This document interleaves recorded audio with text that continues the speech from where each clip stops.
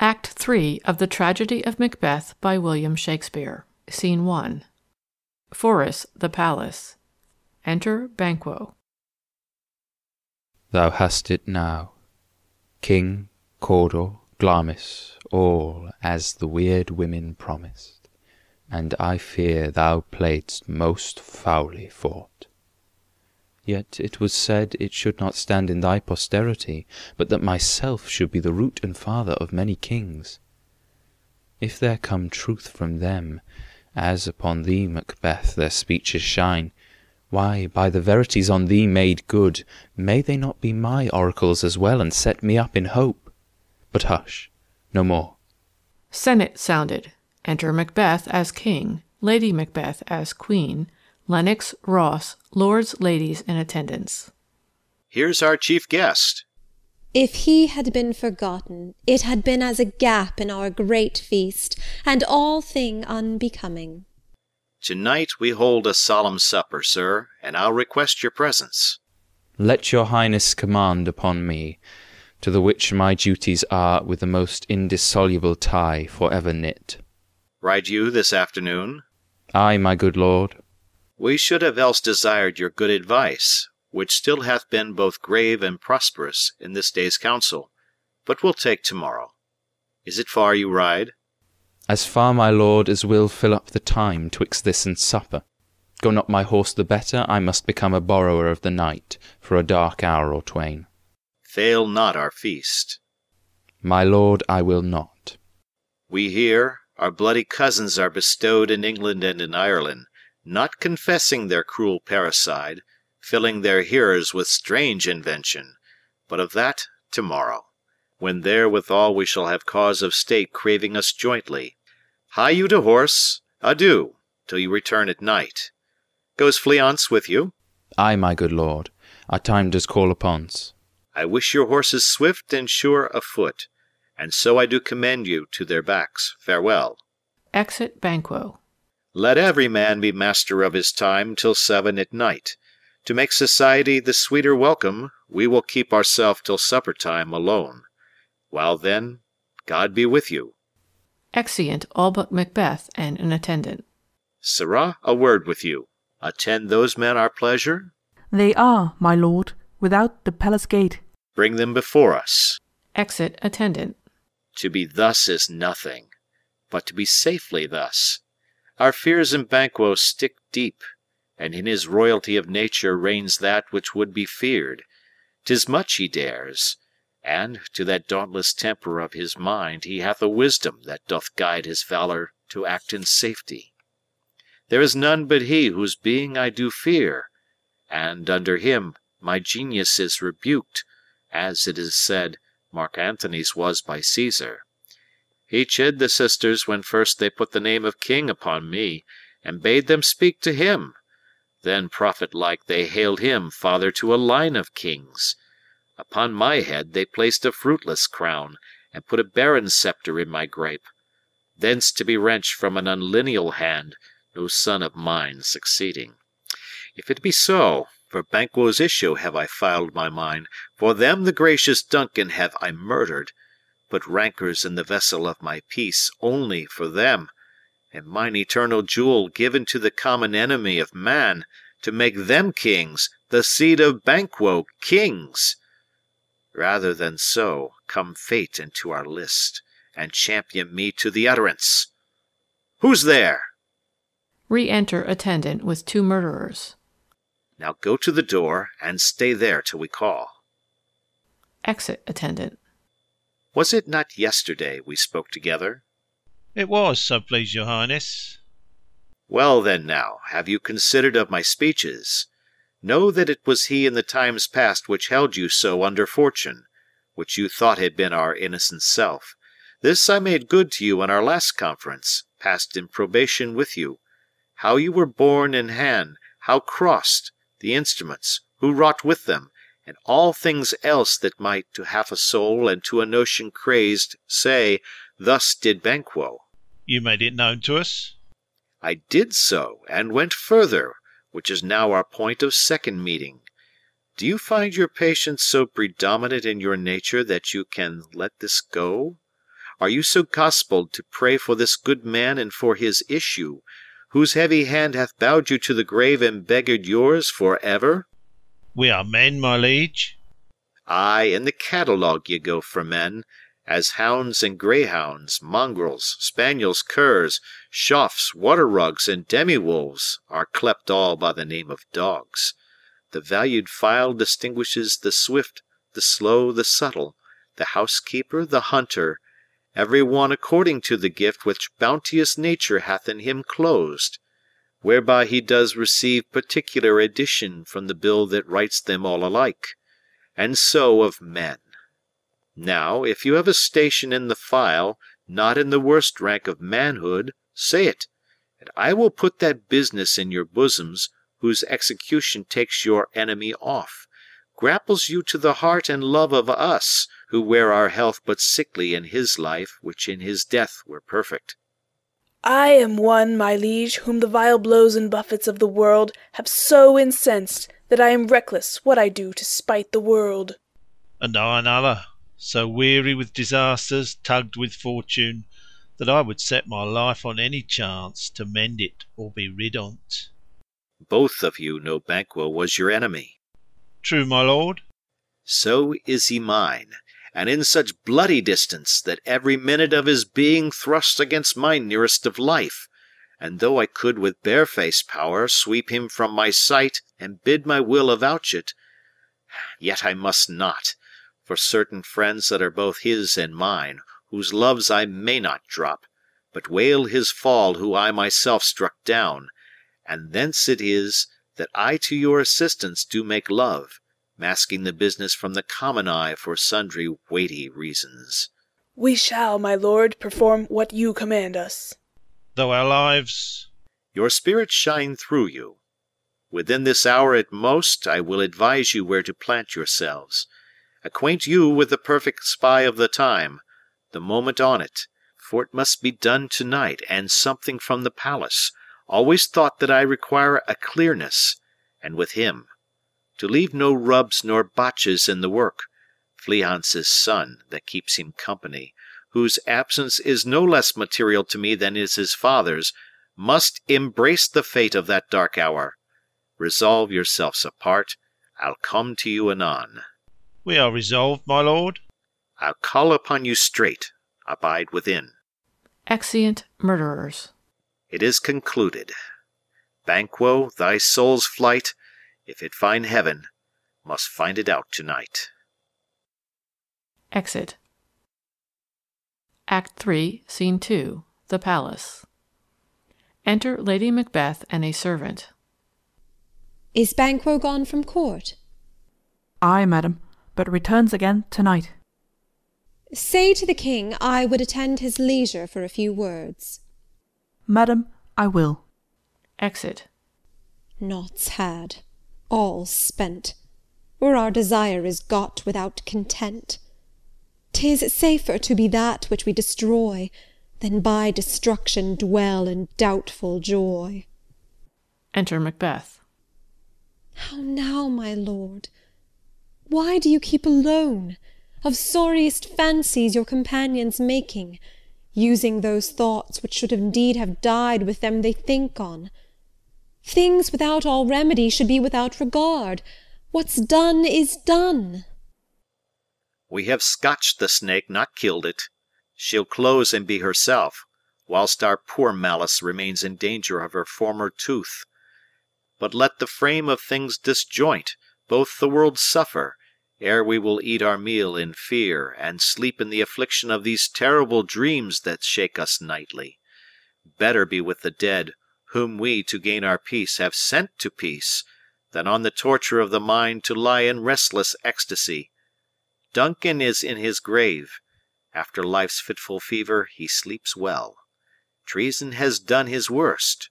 Nor steel, nor poison, malice domestic, foreign levy, nothing can touch him further. Come on, gentle my lord, sleek o'er your rugged looks. Be bright and jovial among your guests tonight. So shall I, love, and so I pray be you. Let your remembrance apply to Banquo, present him eminence both with eye and tongue, unsafe the while, that we must lave our honours in these flattering streams, and make our faces vizards to our hearts, disguising what they are. You must leave this. Oh, full of scorpions is my mind, dear wife. Thou know'st that Banquo and his Fleance lives. But in them nature's copies not a turn. There's comfort yet, they are assailable. Then be thou jocund, ere the bat hath flown his cloistered flight, ere to black Hecate's summons the shard-born beetle with his drowsy hums hath rung night's yawning peal, there shall be done a deed of dreadful note. What's to be done? Be innocent of the knowledge, dearest Chuck, till thou applaud the deed. Come, sealing night, scarf up the tender eye of pitiful day, and with thy bloody and invisible hand cancel and tear to pieces that great bond which keeps me pale. Light thickens, and the crow makes wing to the rooky wood. Good things of day begin to droop and drowse, while night's black agents to their praise do rouse. Thou marvellest at my words, but hold these still. Things bad begun make strong themselves by ill. So prithee, go with me. Exeunt. Act 3, Scene 3, a park near the palace. Enter 3 murderers. But who did bid thee join with us? Macbeth. He needs not our mistrust, since he delivers our offices and what we have to do to the direction just. Then stand with us. The west yet glimmers with some streaks of day, now spurs the lated traveller apace to gain the timely inn, and near approaches the subject of our watch. Hark! I hear horses. Within. Give us a light there. Ho! Then 'tis he. The rest that are within the note of expectation are already in the court. His horses go about. Almost a mile, but he does usually. So all men do, from hence to the palace gate, make it their walk. A light! A light! Enter Banquo and Fleance with a torch. 'Tis he. Stand toot. It will be rain tonight. Let it come down. They set upon Banquo. Oh, treachery! Fly, good Fleance, fly, fly, fly! Thou mayst revenge. O slave! Dies. Fleance escapes. Who did strike out the light? Was not the way? There's but one down. The sun has fled. We have lost best half of our affair. Well, let's away, and say how much is done. Exeunt. Act 3, Scene 4, the same, hall in the palace. A banquet prepared. Enter Macbeth, Lady Macbeth, Ross, Lennox, lords and attendants. You know your own degrees. Sit down. At first and last the hearty welcome. Thanks to your majesty. Ourself will mingle with society and play the humble host. Our hostess keeps her state, but in best time we will require her welcome. Pronounce it for me, sir, to all our friends, for my heart speaks. They are welcome. First murderer appears at the door. See, they encounter thee with their heart's thanks. Both sides are even. Here I'll sit in the midst. Be large in mirth. Anon we'll drink a measure the table round. Approaching the door. There's blood on thy face. 'Tis Banquo's then. 'Tis better thee without than he within. Is he dispatched? My lord, his throat is cut. That did I for him. Thou art the best of the cut-throats. Yet he's good that did the like for Fleance. If thou didst it, thou art the nonpareil. Most royal sir, Fleance escaped. Then comes my fit again. I had else been perfect, whole as the marble, founded as the rock, as broad and general as the casing air. But now I am cabined, cribbed, confined, bound in to saucy doubts and fears. But Banquo's safe? Ay, my good lord, safe in a ditch he bides, with 20 trenched gashes on his head. The least a death to nature. Thanks for that. There the grown serpent lies. The worm that's fled hath nature that in time will venom breed. No teeth for the present. Get thee gone. Tomorrow we'll hear ourselves again. Exit murderer. My royal lord, you do not give the cheer. The feast is sold that is not often vouched while 'tis a-making. 'Tis given with welcome. To feed were best at home. From thence the sauce to meat is ceremony. Meeting were bare without it. Sweet remembrancer. Now good digestion wait on appetite, and health on both. May it please your highness sit. The ghost of Banquo enters and sits in Macbeth's place. Here had we now our country's honour roofed, were the graced person of our Banquo present. Who may I rather challenge for unkindness than pity for mischance? His absence, sir, lays blame upon his promise. Pleased your highness to grace us with your royal company. The table's full. Here is a place, reserved, sir. Where? Here, my good lord. What is it that moves your highness? Which of you has done this? What, my good lord? Thou canst not say I did it. Never shake thy gory locks at me. Gentlemen, rise. His highness is not well. Sit, worthy friends. My lord is often thus, and hath been from his youth. Pray you keep seat. The fit is momentary. Upon a thought he will again be well. If much you note him, you shall offend him, and extend his passion. Feed, and regard him not. Are you a man? Ay, and a bold one, that dare look on that which might appall the devil. Oh, proper stuff! This is the very painting of your fear. This is the air-drawn dagger which, you said, led you to Duncan. Oh, these flaws and starts, impostors to true fear, would well become a woman's story at a winter's fire, authorized by her grandam. Shame itself! Why do you make such faces? When all's done, you look but on a stool.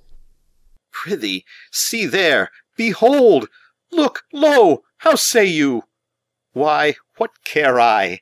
If thou canst nod, speak too.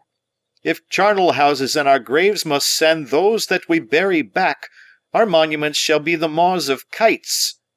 Ghost of Banquo vanishes. What, quite unmanned in folly? If I stand here, I saw him. Fie, for shame! Blood hath been shed ere now, in the olden time, ere human statue purged the gentle wheel. Ay, and since, too, murders have been performed too terrible for the ear. The times have been that, when the brains were out, the man would die, and there an end. But now they rise again, with 20 mortal murders on their crowns, and push us from our stools.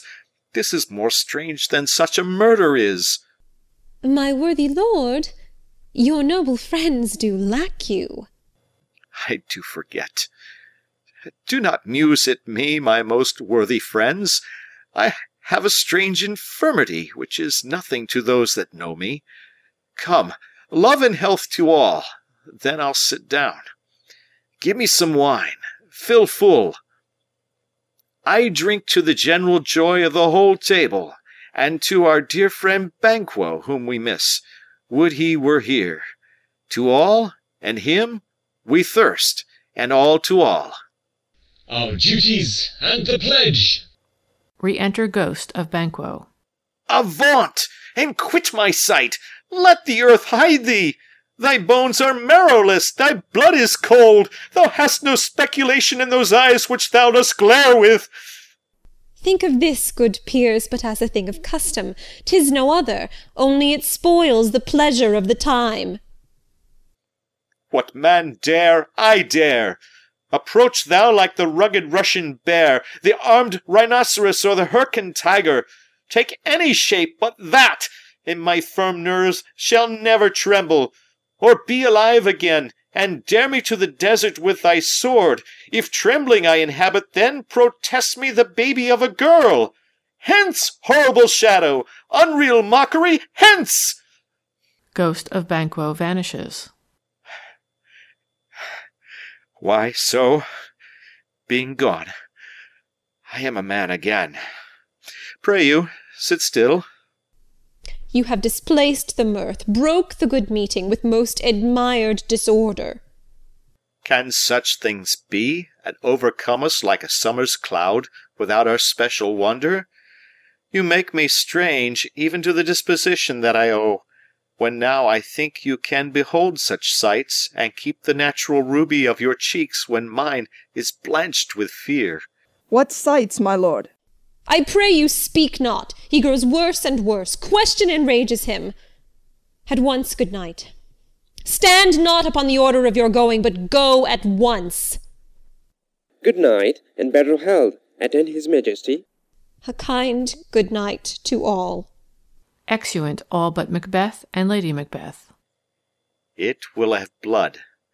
They say, blood will have blood. Stones have been known to move and trees to speak. Augurs and understood relations have by magpies and choughs and rooks brought forth the secretest man of blood. What is the night? Almost at odds with morning, which is which. How sayest thou that Macduff denies his person at our great bidding? Did you send to him, sir? I hear it by the way, but I will send. There's not a one of them but in his house I keep a servant feed. I will tomorrow, and betimes I will to the weird sisters. More shall they speak, for now I am bent to know, by the worst means, the worst. For mine own good, all causes shall give way. I am in blood stepped in so far that, should I wade no more, returning were as tedious as go o'er. Strange things I have in head, that will to hand, which must be acted ere they may be scanned. You lack the season of all natures, sleep. Come, we'll to sleep. My strange and self-abuse is the initiate fear that wants hard use. We are yet but young indeed. Exeunt. Act 3, Scene 5. A heath. Thunder. Enter the three witches, meeting Hecate. Why, how now, Hecate? You look angrily. Have I not reason, beldams as you are, saucy and overbold? How did you dare to trade and traffic with Macbeth in riddles and affairs of death? And I, the mistress of your charms, the close contriver of all harms, was never called to bear my part, or show the glory of our art. And, which is worse, all you have done hath been but for a wayward son, spiteful and wrathful, who, as others do, loves for his own ends, not for you. But make amends now, get you gone, and at the pit of Acheron meet me in the morning. Thither he will come to know his destiny. Your vessels and your spells provide, your charms and everything beside. I am for the air. This night I'll spend unto a dismal and a fatal end. Great business must be wrought ere noon. Upon the corner of the moon there hangs a vaporous drop profound. I'll catch it ere it come to ground, and that, distilled by magic sleights, shall raise such artificial sprites as by the strength of their illusion shall draw him on to his confusion. He shall spurn fate, scorn death, and bear his hopes 'bove wisdom, grace, and fear. And you all know security is mortal's chiefest enemy. Music and a song within. Come away, etc. Hark, I am called. My little spirit, see, sits in a foggy cloud and stays for me. Exit. Come, let's make haste. She'll soon be back again. Exeunt. Act 3, Scene 6. Forest, the palace. Enter Lennox and another lord. My former speeches have but hit your thoughts, which can interrupt further. Only I say, things have been strangely born. The gracious Duncan was pitied of Macbeth. Marry, he was dead. And the right valiant Bencan walked too late. Home, you may say, if it please you. Valiants killed for valiants fled. Men must not walk too late. Who cannot want the thoughts how monstrous it was for Melcolin and for Donalbain. to kill their gracious father. Damn fact! How it did grieve Macbeth! Did he not straight, in pious rage, the two delinquent steer that were the slaves of drink and thralls of sleep? Was not that normally done? Ay, and wisely too, for it would had angered and heart alive to hear the men denied. So that I say, he has borne all things well, and I do think that had he Duncan's son under his key, as am not please heaven, he shall not, they should find. What it were to kill a father, so should Philians, but peace, for from broad words, and cause he failed. His presence at the tyrant's feast, I hear, Macduff lives in disgrace. Sir, can you tell where he bestows himself? The son of Duncan, from whom this tyrant holds the due of birth, lives in the English court, and is received of the most pious Edward with such grace that the malevolence of fortune nothing takes from his high respect. Thither Macduff is gone, to pray the holy king upon his aid to wake Northumberland and warlike Siward, that by the help of these, with him above to ratify the work, we may again give to our tables meat, sleep to our knights, free from our feasts and banquets bloody knives, do faithful homage and receive free honours, all which we pine for now. And this report hath so exasperate the king, that he prepares for some attempt of war. Sent he to Macduff? He did, and with an absolute, "Sir, not I," the cloudy messenger turns me his back, and hums, as who should say, "You'll rue the time that clogs me with this answer." And that well might advise him to a caution, to hold what distance his wisdom can provide. Some holy angel fly to the court of England and unfold his message ere he come, that a swift blessing may soon return to this our suffering country under a hand accursed. I'll send my prayers with him.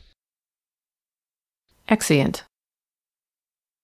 End of Act 3 of The Tragedy of Macbeth by William Shakespeare.